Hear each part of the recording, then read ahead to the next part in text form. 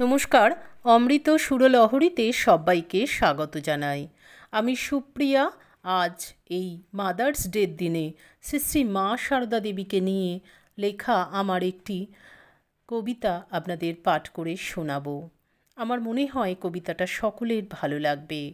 মায়ের উদ্দেশ্যে লেখা এই কবিতাটি যেন সবার অন্তরের কথা বলে, সবাই যেন একই কথা বলেন, আমার মনে হয় তাই। সেই জন্য বলবো কবিতাটি শেষ অবধি শুনুন, আশা করি আপনাদের ভালো লাগবে। শুরু করছি। সীমার মাঝে অসীম তুমি মা, তুমি অতুলনীয়া। এটি আমার অন্তরের পূজা। আমার চেতনাতে আজ শুধুই তুমি মা গো, শয়নে স্বপনে জাগরণে মুদ্রিত নয়নে শুধুই তুমি।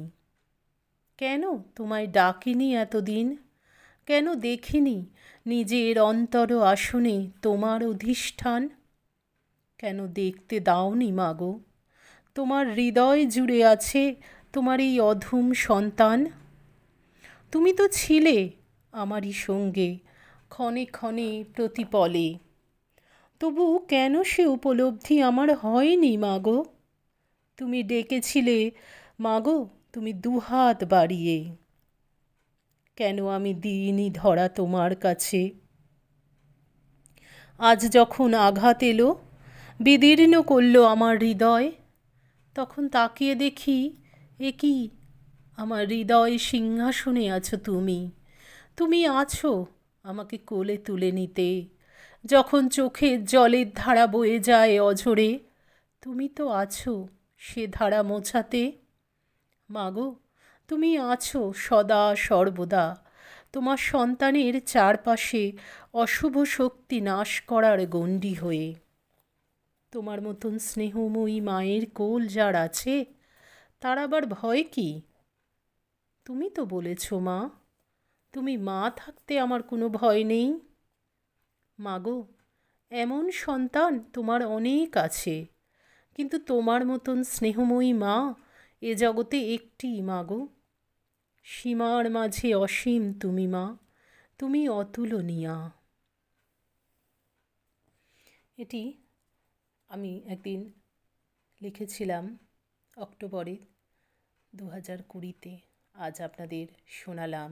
আজ একটি বিশেষ দিন, মাদার্স ডে। যদিও মাদার্স ডে ফাদার্স ডে বলে কিছু হয় না, কারণ বাবা মায়ের ওপরে, পিতামাতার ওপরে বড় কেউ হতে পারেন না। আর আমাদের জগৎ জননী মা, তিনি তো হাত ধরে সর্বদাই রয়েছেন, কিন্তু আমরা মা বলে ডাকি না বলেই কিন্তু তিনি দেখা দেন না। তাই আমাদের ডাকতে হবে মা বলে। এই কবিতার পরিপ্রেক্ষিতেই রবীন্দ্রনাথ ঠাকুরের একটি গানের কথা মনে পড়ল, একটু দুকলি শোনাই। আমার হিয়ার মাঝে লুকিয়েছিলে, দেখতে আমি পাইনি তোমায়, দেখতে আমি পাইনি। আমার হিয়ার মাঝে লুকিয়েছিলে, দেখতে আমি পাইনি তোমায়, দেখতে আমি পাইনি। সেই আমরা দেখতে পাই না, এটাই আমাদের সমস্যা। মা আছেন, তার সন্তানদের জন্য কোল পেতে বসে আছেন। ঠাকুর যেমন ডেকেছেন তার সন্তানদের, ওরে তোরা কে কোথায় আছিস আয়। মাও নীরব তপস্বিনী, মাও ডাকছেন।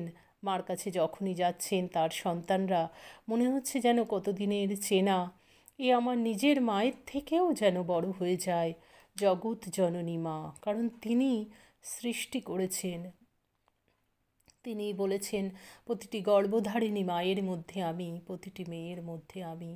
সেই মাকে জানাই আমার অনেক অনেক ভালোবাসা, জানাই আমার প্রণাম। প্রার্থনা করি সেই মায়ের কৃপায় আপনারা সকলে খুব ভালো থাকুন, সুস্থ থাকুন। কবিতা এবং গান দুকলি করলাম, কেমন লাগলো জানাবেন। ভালো লাগলে অবশ্যই একটা লাইক দেবেন, আমাকে উৎসাহিত করবেন, তাহলে আরও লিখতে ইচ্ছা করবে। এবং মায়ের কথা লিখতে খুবই ভালো লাগে। আজকের মতন এখানেই বিদায় দেব। মায়ের কৃপায় সকলে ভালো থাকুন। হরি ওম তৎসৎ। শ্রীরামকৃষ্ণ অর্পণমস্তু। জয় মা শারদেশ্বরী। জয় তো স্বামীজি মহারাজ।